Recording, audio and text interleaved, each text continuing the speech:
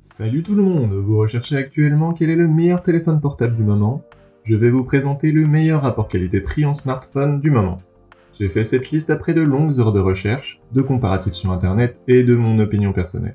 Vous trouverez les avantages et les inconvénients de chaque produit avec leur lien dans la description. Allez, place au meilleur smartphone performant à moins de 1000 €. En 5ème place, l'Oppo Find X3 Neo, le rapport qualité-prix. L'Oppo Find X3 Neo 5G est impressionnant. Il est doté de vitesses rapides, d'un écran époustouflant et d'un système de caméra fantastique. Si vous aimez le look du Oppo Find X3 Pro, que son prix élevé vous donne des frissons, alors le Oppo Find X3 Neo 5G est une excellente alternative qui offre beaucoup pour beaucoup moins d'argent. C'est l'un des meilleurs téléphones Android que vous pouvez acheter. Le marché des téléphones de milieu de gamme est en plein essor. Les entreprises se bousculent pour sortir des téléphones moins chers, qui offrent de plus en plus d'avantages. Certes, vous ne disposerez pas d'autant de fonctionnalités sophistiquées avec les flagships les plus chers, mais vous obtiendrez des performances décentes dans tous les domaines. Certains d'entre eux n'ont pas eu de mal à se faire une place dans le guide des meilleurs téléphones. L'Oppo Find X3 Neo est un excellent exemple de ce que vous pouvez obtenir pour votre argent. Sans aucun doute, le Oppo Find X3 Neo 5G est un beau téléphone. Alors que l'écran est arrondi et incurvé, le téléphone lui-même a une forme plus rectangulaire, avec des bords nets et anguleux. Disponible en noir, bleu et argent, le combiné a un dos mat texturé qui lui donne également une bonne prise en main, contrairement au téléphone plus glissant et brillant.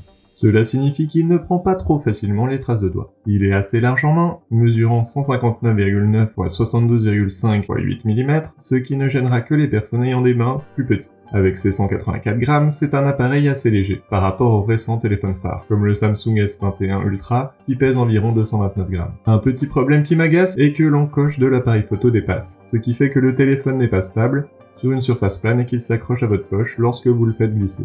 Un système à 4 caméras se trouve à l'arrière du Oppo Find X3 Neo 5G, dont une caméra principale de 50 mégapixels, une caméra ultra grand angle de 16 mégapixels, une caméra téléobjectif de 13 mégapixels et une caméra macro de 2 mégapixels.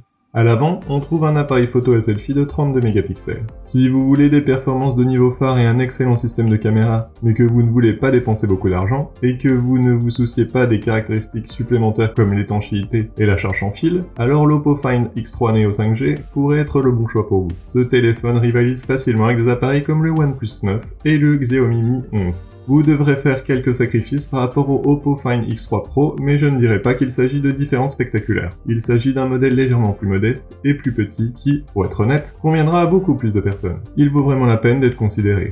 En 4ème place, le Google Pixel 5, le polyvalent. N'importe quelle autre année, il serait raisonnable de prendre le Pixel 5 de Google pour un Pixel 5a. Plutôt que d'arborer des spécifications de niveau phare avec un prix correspondant, le Pixel 5 a le matériel de milieu de gamme et le prix de 700 €, que vous attendez généralement de la ligne la plus abordable de Google. Mais il n'y a pas de Pixel 5 du moins pas encore, et en 2020, le marché des smartphones a rapidement changé. En termes de design, le Pixel 5 ressemble au Pixel 4a 5G. Il a presque la même taille et le même poids que le Pixel 4a. Il est actuellement disponible en noir ou en sauge, bien que Google ait montré un modèle gris lors de son événement de lancement qui, nous l'espérons, sera disponible à l'avenir.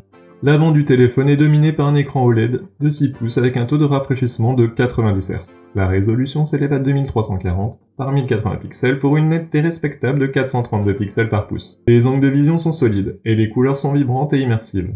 Contrairement au Pixel 4a, nous avons trouvé que l'écran était suffisamment lumineux pour être utilisé en plein soleil. Cela dit, le Galaxy S20 FE offre un écran plus grand de 6,5 pouces avec un taux de rafraîchissement de 120 Hz, pour un défilement encore plus fluide.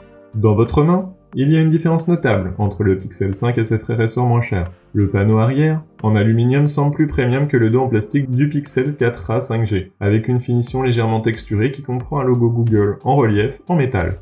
On trouve également au dos un module de caméra carré dans le coin supérieur gauche et un capteur d'empreinte digitale presque invisible. Le Pixel 5 dispose d'un capteur primaire de 12,2 mégapixels avec une ouverture f1,7 ainsi qu'un objectif ultra large de 16 mégapixels f2,2. L'appareil photo de 12,2 mégapixels est doté d'un autofocus à double détection de phase ainsi que d'une stabilisation d'image optique et électronique. L'objectif ultra large offre un champ de vision de 107 degrés, mais ne dispose pas de la fonction OIS, EIS ni de l'autofocus. Une caméra selfie de 8 mégapixels avec une ouverture f2 se cache dans le petit trou en haut de l'écran. Le Pixel 5 de Google est un nouveau type de flagship qui privilégie le logiciel et l'imagerie. Cela ne veut pas dire que le reste de l'expérience maternelle est une réflexion après coup, et avec la recherche en fil et la norme IP68, nous pensons qu'il vaut le prix supplémentaire par rapport au Pixel 4 à 5G. Par rapport au Galaxy S20 FE 45G, cependant le choix n'est pas aussi clair. Le Pixel offre une expérience logicielle supérieure et une meilleure imagerie en basse lumière, mais le Galaxy a un taux de rafraîchissement plus élevé et un processeur beaucoup plus puissant. Le choix est serré, et bien que le Galaxy obtienne notre signe de reconnaissance en tant que choix de la rédaction, le Pixel 5 est une excellente alternative, ainsi que le type de téléphone phare que nous espérons voir davantage à l'avenir. En troisième place, le Samsung Galaxy S21, l'incontournable. J'aime les petits téléphones, et je ne peux pas mentir. La liste des meilleures ventes peut le nier, mais quand un téléphone arrive avec un écran minuscule et que je le tiens devant moi, je suis amoureux. Le Galaxy S21, le plus petit et le plus abordable, ouvre la voie au téléphone 2021 avec style et sans se ruiner. Et il est à l'épreuve du futur avec une technologie 5G si avancée que les réseaux qui la prennent en charge n'existent pas encore. Mais je sais que la combinaison d'une petite taille et d'une haute qualité n'est pas très attrayante.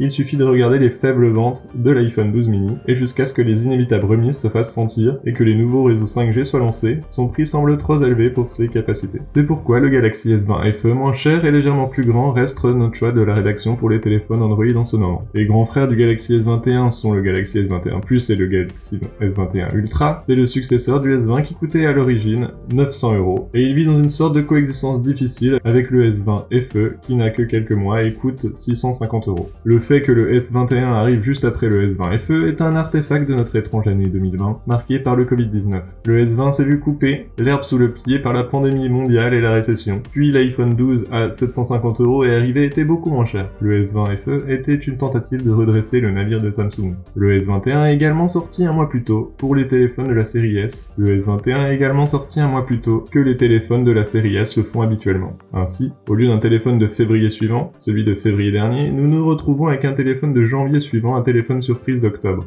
et un peu de confusion. Le plus petit téléphone premium Android actuel est un plus grand que celui de l'année dernière. Avec ses dimensions de 6 x 2,8 x 0,30 pouces, il est légèrement plus large que le S20, mais plus étroit que l'iPhone 12 et que le S20 FE. Je considère qu'une largeur de 2,8 pouces est le maximum pour un téléphone à une main, donc nous sommes à la limite. L'expérience S21 commence par un écran AMOLED 1080p de 6,2 pouces, lumineux, coloré et plat à 120 Hz. Les couleurs semblent un peu plus riches et plus contrastées que sur le S20 FE. Le téléphone a un dos en plastique, comme le S20 FE, et est disponible en or, gris, rose, violet, rouge ou blanc, avec un module à 3 caméras comme un accent légèrement surélevé dans le coin. Le Galaxy S20 FE place définitivement la barre plus haut, mais il le fait avec des fonctionnalités qui ne justifient pas vraiment son prix pour le moment. Oui, il y a de nouveaux modes de caméra, oui, les selfies en basse lumière sont considérablement améliorés, sinon, le Snapdragon 888 ne fait pas une différence notable en termes de performance, et les fonctions réseau améliorées ne sont pas encore disponibles. En résumé, le Samsung Galaxy S21 est quand même l'incontournable et reste un choix vraiment très bon.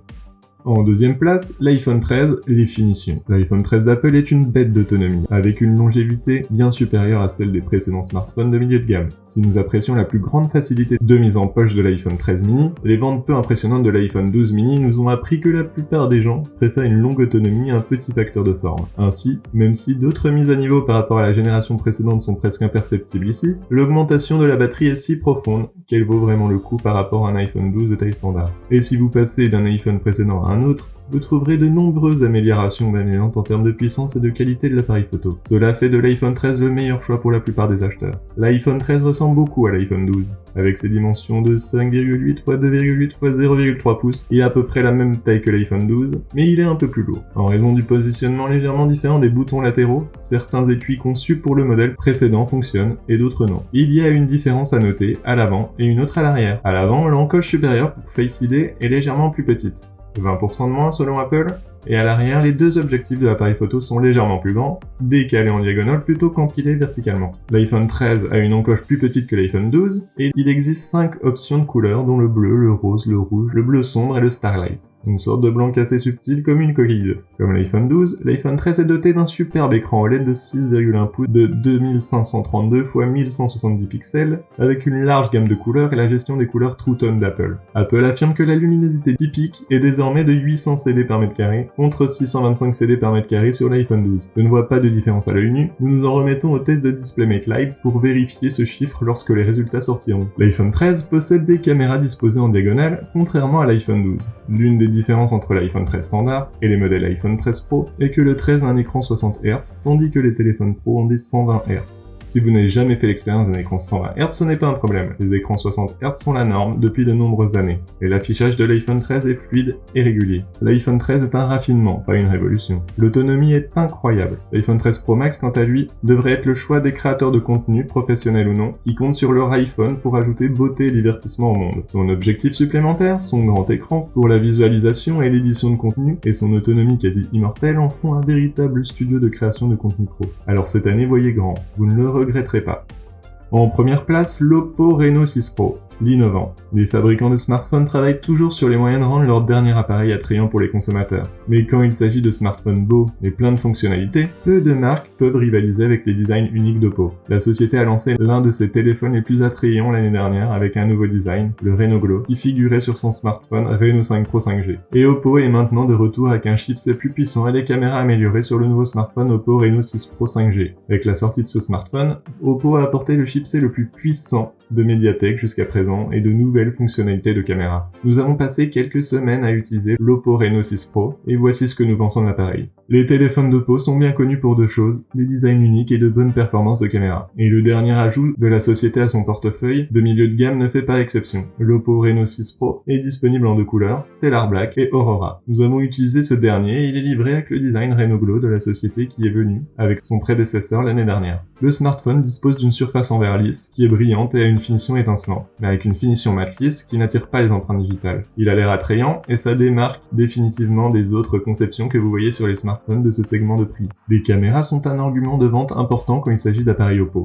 Il n'est donc pas surprenant de voir que la société inclut des fonctionnalités photo et vidéo, couplées avec un matériel de caméra capable sur le Oppo Reno 6 Pro. La configuration à 4 caméras à l'arrière du téléphone comprend une caméra large de 64 mégapixels qui prend en charge l'enregistrement vidéo 4K à 30 fps, ainsi qu'une caméra ultra large de 8 mégapixels et 2 capteurs 2 mégapixels. L'Oppo Reno 6 Pro est équipé du SoC Mediatek Dimensity 1200 avec support 5G intégré dont les performances sont similaires à celles du chipset Qualcomm Snapdragon 870. L'appareil que nous avons testé avait 12 Go de RAM et 256 Go de stockage. Le chipset 6 nanomètres de l'appareil peut gérer tout ce que vous lui lancez. Nous avons testé une poignée de jeux sur l'appareil, notamment Asphalt 9, Battleground Mobile, Call of Duty Mobile et Fortnite. Les 3 premiers jeux étaient jouables avec les paramètres graphiques les plus élevés sans aucun problème, mais nous avons remarqué quelques bégaiements et chutes d'image en jouant à Fortnite. L'Oppo Reno 6 Pro 5G est un téléphone orienté vers l'appareil photo et il fait bien le travail. Dans la plupart des scénarios est comparativement mieux que d'autres appareils, avec les mêmes spécifications matérielles dans le segment du milieu de gamme.